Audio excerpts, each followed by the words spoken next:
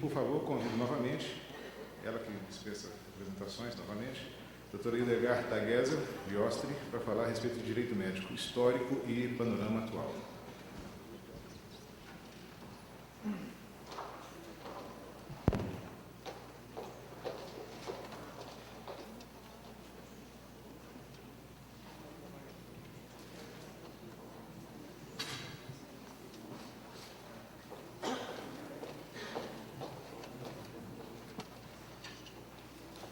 Bom, novamente, eu em dose dupla, mas não foi culpa minha, foi porque, como já foi explicado, o antecessor nosso que deveria estar presente não pôde. Por essas respostas às falas aqui já feitas, os senhores estão chegando à conclusão de que aquilo que eu falei é verdade. O direito médico é fascinante. Só que, além de fascinante, ele é instigante e demanda inúmeros procedimentos, nossos próprios pesquisa, estudo e interesse. Bom, o tema que me foi proposto é histórico e panorama atual. Histórico do direito médico e panorama atual. Bem, então vamos fazer uma breve revoada. Mais do que nunca, hoje se fala em processos contra médicos, conforme a gente já comentou há pouco, né? E por que esse número tão grande de aumento de processos? Como entender isso? Há 20 anos eu estou nessa área, 20 longos anos, tentando entender o porquê de umas certas coisas. Então, temos elementos bastante questionáveis, temos também possibilidades múltiplas de explicar isso. Bom, qual seria a origem? A origem atual desse aumento tão grande? Dizem os entendidos que a partir da nossa Constituição Federal de 1988 se instalou de uma maneira muito intensa no Brasil isso que se chama de espírito de cidadania. O que é a cidadania? Cidadania nada mais é do que o direito a ter direitos, né?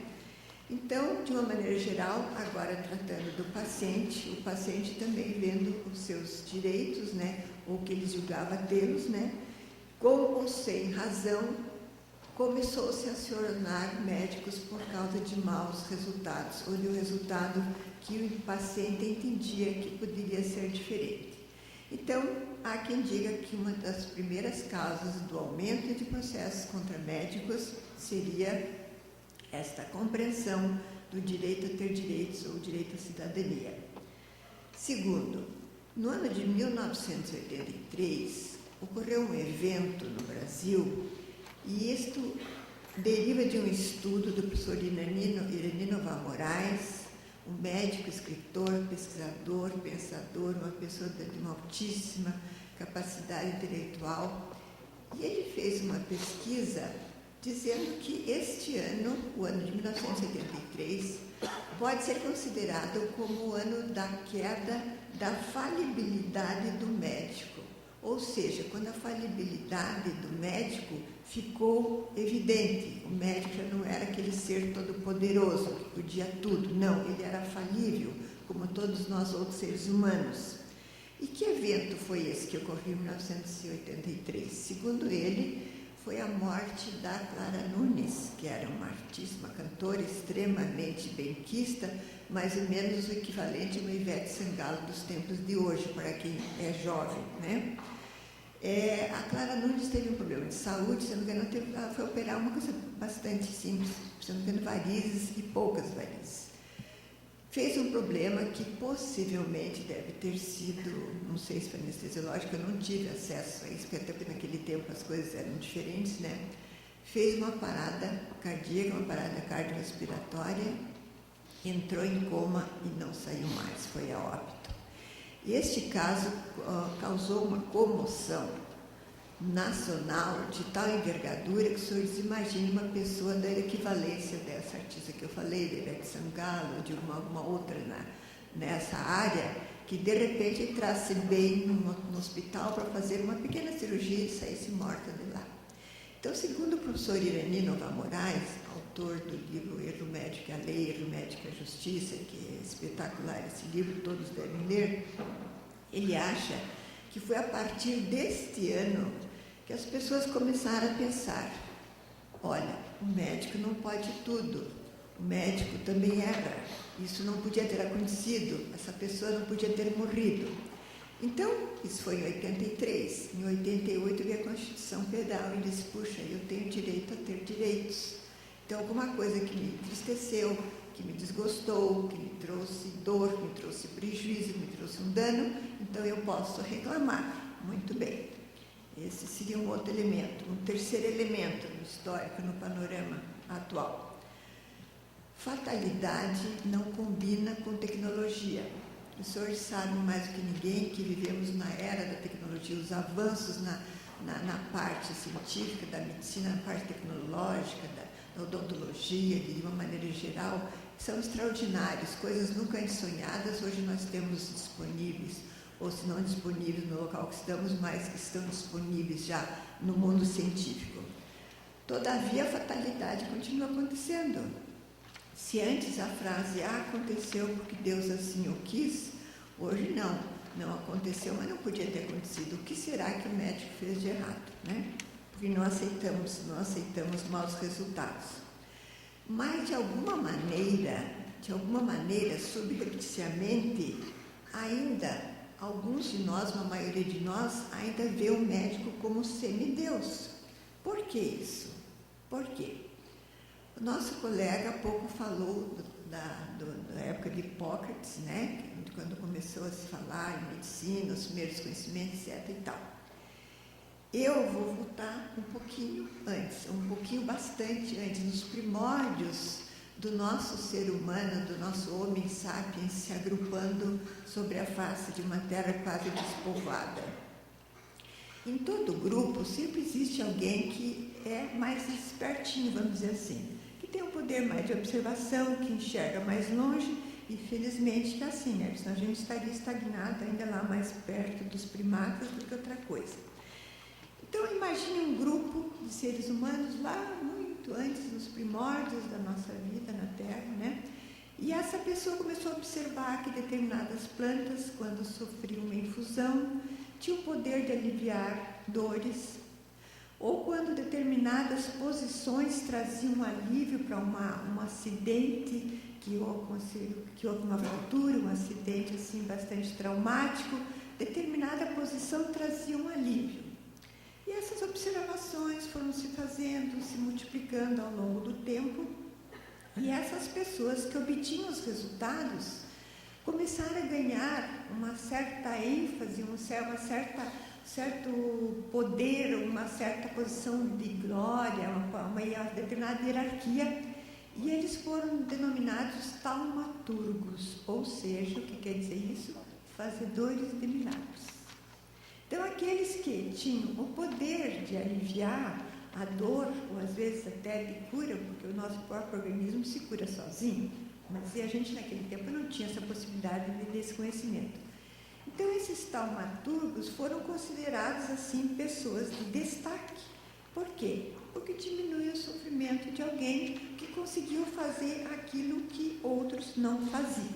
Bom, o passo seguinte, né, na evolução da nossa história, foi se associar a medicina com a religião. Por centenas e centenas de anos nós vamos ver a religião caminhar lado a lado com a medicina. E qual é a prova disso? Quem é que exercia medicina, entre aspas, nesta época? Eram os feiticeiros, os pajés, os sacerdotes. Lembrem que até no Egito Antigo, quando já se fazia drepanação de crânio, quem fazia isso eram os sacerdotes. Eles dominavam todo o conhecimento médico da época. Então, durante muito tempo, a medicina esteve associada à religião. Entenda-se medicina dentro daquilo que seria o mais precário para a época que nós estamos falando. Nós estamos falando nem de Idade Média, muito anterior. Já nessa época daí, agora já voltando para a Idade Média, lembre-se que quem fazia os procedimentos que dependiam de uma habilidade manual muito grande com um objeto cortante, quem eram? Os barbeiros. Né? Tudo que precisasse ser cortado era chamado barbeiro para fazer, porque eles tinham habilidade com objetos cortantes.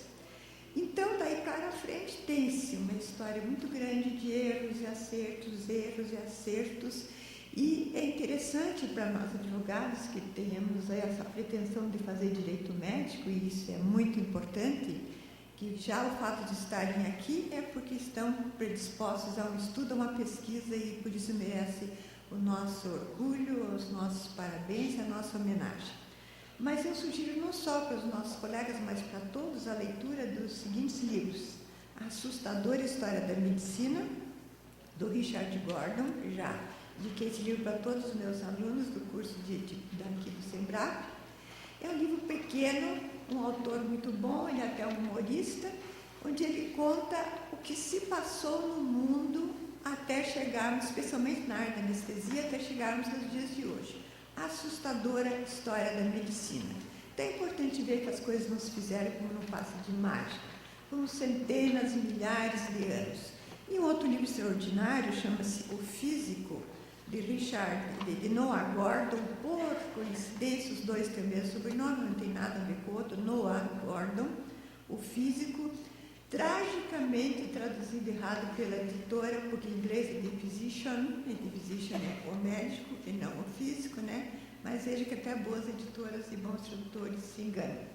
Aliás, graças, né, à nossa natureza humana, todos nós erramos, todos. Ainda não falam de erro de advogado, mas não vai demorar muito, viu, colegas? Não vai demorar muito. Muito bem. Então, esses dois livros, para quem se propõe a fazer direito médico, deve ser lido. E para quem não se propõe também, são duas obras maravilhosas. Assustadora História da Medicina, de Richard Gordon, e O Físico, de Noah Gordon. Esse é um pouco mais grosso, mas traz toda a história da medicina da época das garrafas, da época que não se podia abrir um organismo do ser humano, que se alguém fosse pego trabalhando num cadáver, ele era condenado à morte, onde aqueles estudiosos eles esperavam de gente morrer na calada da noite, eles subtraíam o corpo para poder abrir esse corpo e estudar. É uma coisa extraordinária. Quem se propõe a fazer direito médico tem que ler esses dois livros. Bom, deixando então toda essa parte da história, o que nós temos na atualidade? Qual é a situação? Aliás, é muito interessante que tudo que já foi falado aqui parece uma prévia do que eu preparei para lhes falar aqui. Bom, na atualidade nós temos um paradoxo: milagre versus realidade. Porque no DNA da nossa memória, nós ainda vemos o médico como um ser poderoso, um ser muito poderoso, mais poderoso que um ser humano, quase um semideus. Mas a realidade é outra, ele é um homem, um ser falível como qualquer um de nós, né? E sequer o médico sabe do poder que ele tem quando ele atende um paciente. Ele não sabe o poder que ele tem. Até o fato do paciente estar na horizontal e o médico na vertical, e ainda de branco, ele cresce, ele vira um gigante.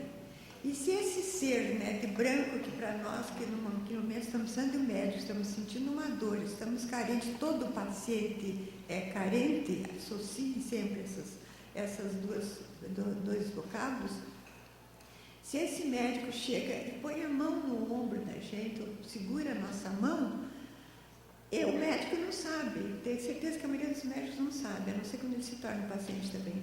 Isso tem uma força tão poderosa, às vezes mais que o próprio medicamento. E é por causa desse tipo de envolvimento que o paciente tem com o seu médico, ou o médico tem com o seu paciente e vice-versa, que nós ainda os vemos como deuses, como semideuses, como anjos protetores, né?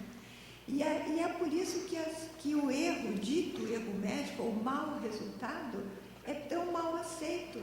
Porque como é que aquele ser tão poderoso, com tanta coisa boa na mão, que só o toque dele já nos deixa felizes e mais aliviados da nossa dor, nem que seja da nossa dor íntima, como é que ele pode não atingir o resultado que a gente esperava, né? E aí vem o problema da expectativa que a gente fala depois. Então, o paradoxo da atualidade que o médico enfrenta é esse: o milagre versus a realidade. Ele, na nossa memória, ainda existe o resquício de que seja um semideus.